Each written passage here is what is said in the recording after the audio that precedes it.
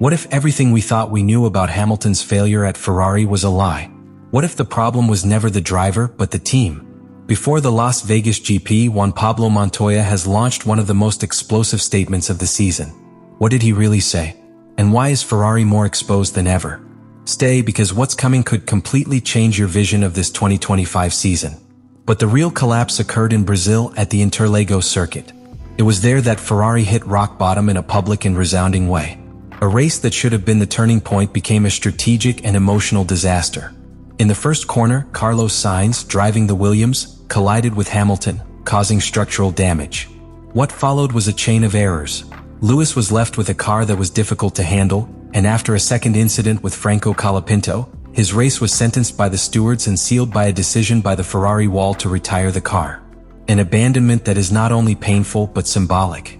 Leclerc, for his part, did not even have the opportunity to fight. He was dragged off the track by an indirect touch in the middle of the chaos of the first lap, the result of a maneuver by Oscar Piastri on Kimi Antonelli. In short, Ferrari lost both drivers in the first few laps. The damage to the championship was immediate and brutal. Mercedes extended its lead in second place among the constructors, and Red Bull, with only one strong car, managed to position itself ahead. But beyond the results, what truly put Ferrari in crisis was the lack of direction. John Elkann, president of Ferrari, chose one of the worst moments to make a public intervention, indirectly criticizing his own drivers. What should have been a message of unity became a statement that further fractured the team. We have engineers and mechanics up to the task, but our drivers must talk less and focus on driving. It was a phrase that, without naming names, aimed directly at Hamilton and Leclerc. Montoya's statement that he launched, both in Colombian media and in specialized F1 interviews, was direct. Lewis' frustration is due to the fact that he feels that he is doing more than what Ferrari does for him. That phrase, seemingly simple, contains an explosive charge. Montoya is not just talking about the result on the track. He is targeting the root of what he considers Ferrari's great evil, the disconnect between the commitment of its drivers and the team's operational capacity to sustain that level. What Montoya suggests, and which has been supported by other experts such as Ralf Schumacher and David Coulthard, is that Hamilton has not lost speed or competitive hunger. What he has lost is confidence in the structure that should support him. In other words, he is committed, but only in one sense. He is giving everything he has, and Ferrari is not. This diagnosis comes at a particularly uncomfortable time for the team, because in the weeks after the Brazilian GP, the dominant narrative in various Italian and British media pointed to a Lewis Hamilton who still does not adapt to the car, who commits errors unbecoming of his level, or who simply is not compatible with the Ferrari DNA. Montoya destroys that version. For him, it is not a pilot who fails, but an organization that refuses to evolve with him. In his analysis, Montoya goes even deeper. Hamilton is providing vital information about the car, but they are not listening to him. In any top team, feedback from a champion like him would be pure gold. At Ferrari, it seems that they are afraid to modify their own structure to accommodate him. What he denounces is not only a technical disconnection, but a cultural barrier within the Italian team. A pattern that has affected historical figures such as Fernando Alonso, Sebastian Vettel, and now Lewis Hamilton. These statements are not simple speculations.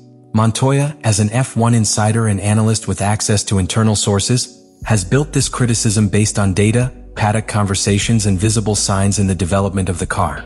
SF25 technicians have been slow to implement corrections requested by Hamilton, particularly in brake balance, traction in slow corners, and behavior in the rain. And although the structural flaws have been evident race after race, the team's official discourse has preferred to focus on driving adjustments and learning curve.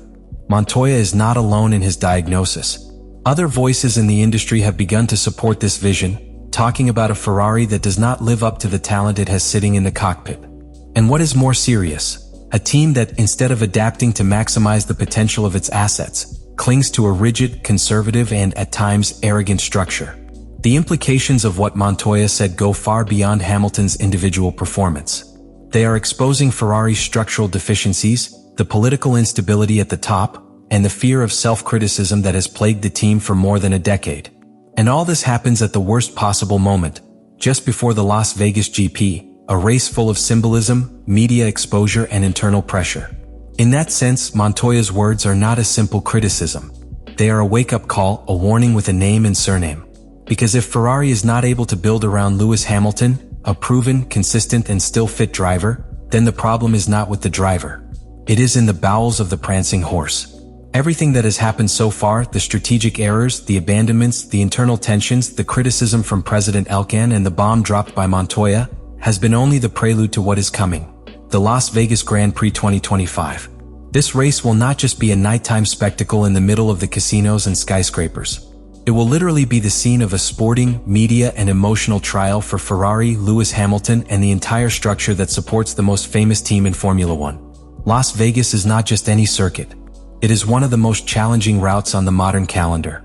Although its design may seem simple on paper with long straights, 90-degree curves, and little downforce required, in reality it is a technical trick disguised as glamour.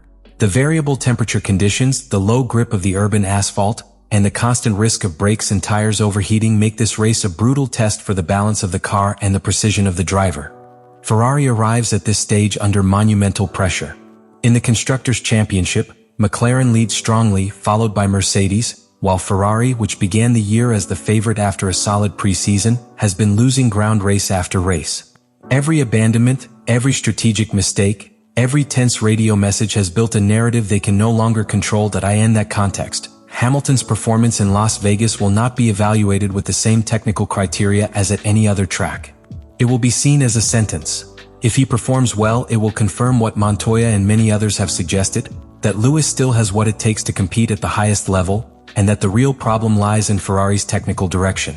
But if he fails again, whether due to his own mistakes or those of others, the media machinery will charge against him again, feeding the star failure narrative. And that is precisely the most critical point. Ferrari is risking its institutional credibility, not only with respect to Hamilton, but also in front of his own employees, sponsors and the global fan base. The decisions made in Las Vegas regarding car configuration, qualifying strategy, race pace, and tire management will be analyzed under a magnifying glass. There will be no room for excuses. Any failure will be interpreted as confirmation that the problem is not with the drivers, but with the walls of Maranello. In contrast, Ferrari is mired in operational uncertainty. The car has shown great sensitivity to temperature changes, it has had difficulties with degradation in long stints, and in the rain it has been almost unmanageable. This last point is especially relevant for Las Vegas, where temperatures drop dramatically at night, affecting the behavior of Pirelli tires and reducing the optimal operating window. Additionally, political tension within the team has escalated. There are rumors of changes in the strategy department, and there has even been talk of a technical restructuring for 2026 if results do not improve before Abu Dhabi. In that sense, Las Vegas is not just a race, it is a trial by fire. Performance there will determine whether the team continues to rely on its current model or whether we enter another era of changes, layoffs and new promises. In conclusion, the Las Vegas Grand Prix will not decide only points. It will decide narratives, renovations, structural changes and perhaps Ferrari's immediate future as a real contender. And you, as a fan, will witness this final judgment, where what is at stake is not a victory, but the very identity of a team that once was everything, and that today faces the abyss of irrelevance if it does not wake up. Leave me your reflection in the comments what you think about all this.